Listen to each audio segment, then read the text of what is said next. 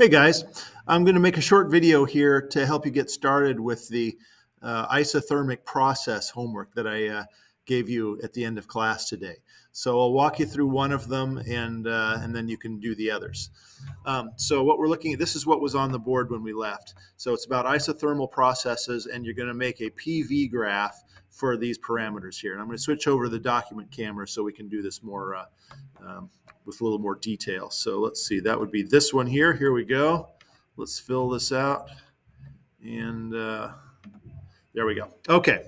So the situation here is that we have we're going to make a PV diagram, which is pressure versus volume, for 0.12 moles of some gas.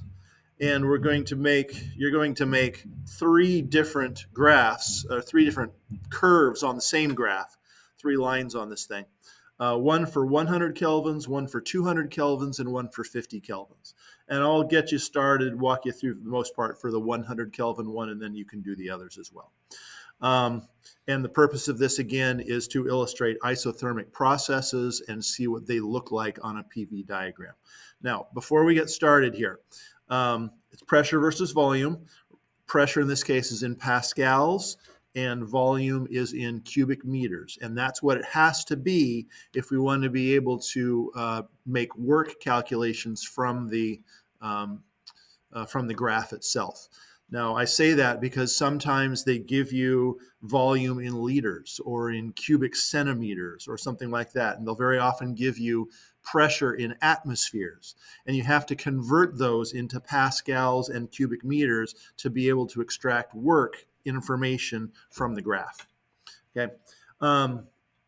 Now, over here for how we set up homework problems, I mentioned this briefly in class today, but I do like you to use the GFEW format. G is the given information, and in this case, the relevant information is that we have 0.12 moles of some gas, and we're going to treat it like it's an ideal gas. What we're supposed to find is a PV diagram for 100 kelvins, one for 200 kelvins, and one for 50 kelvins. The E is the equation. And in this case, we'll use the ideal gas law, PV equals nRT. That's the most convenient one to use. You can also use the one that used Boltzmann's constant. It's got a couple extra steps in it, but this will work fine for us.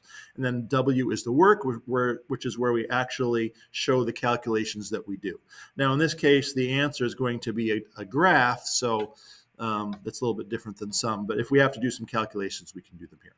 Okay, so let's get started. Let's see. So this is our equation, and what we can see here when we use 0.12 moles, I chose that number very carefully because when we put this in, we get P times V. N is the number of moles, which is 0.12 times R, which is 831, I believe. Times T. And when you multiply these together, it makes 0.994, something like that. So all of this equals 1. So the moles and the universal gas constant, they just kind of cancel each other out to make this 1. And it makes it easier to see that the relationship is PV equals T, as long as pressure is in pascals, volumes in meters, cubic meters, and temperatures in kelvins. So that makes our life very easy here, okay? So if we're doing this for 100 kelvins, which means that P times V equals 100, okay? So now we can just start choosing values for the pressure or the volume. So if the pressure is 10 pascals, then let's see. I'm sorry, I misscaled this thing.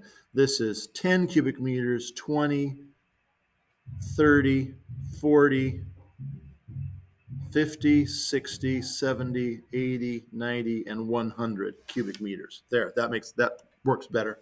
So anyway, back to this. P times V equals 100. So if the pressure is 10 pascals, that means that the volume is is 10 cubic meters, because 10 times 10 is 100, and that'll give us a graphing point up here.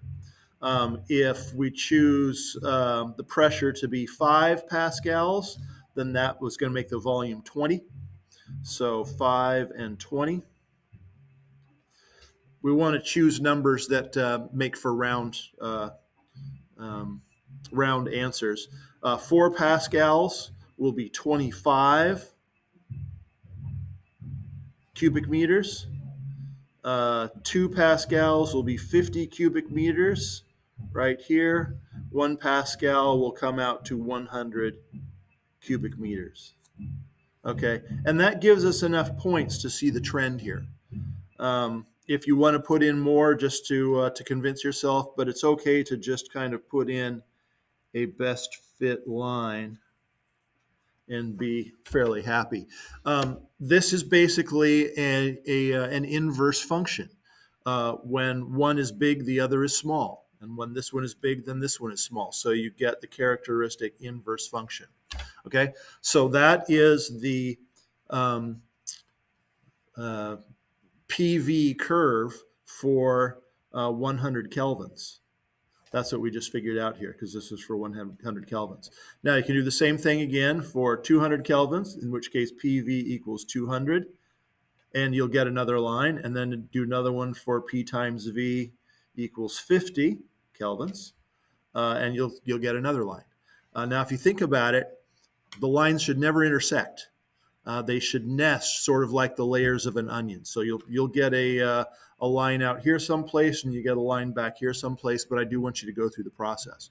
Now what this means for us as far as isothermic processes is that if we have a sample of gas, and this is its state, happens to be at this point right here, if we move to another state isothermically, in other words, without the temperature changing, constant temperature process, then that means that the point we're interested in will slide across the graph along one of these isotherms, as they are called. It's a line of constant temperature on a PV graph. Okay, so if we do a process from 5 pascals to 2 pascals, it's going to follow this path. It's a curved path.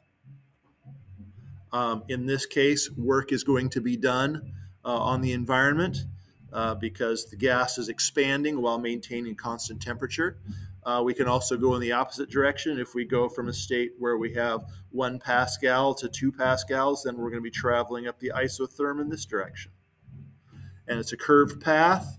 But the temperature all along that path is always 100 kelvins, so it is constant temperature along the whole way through the whole process.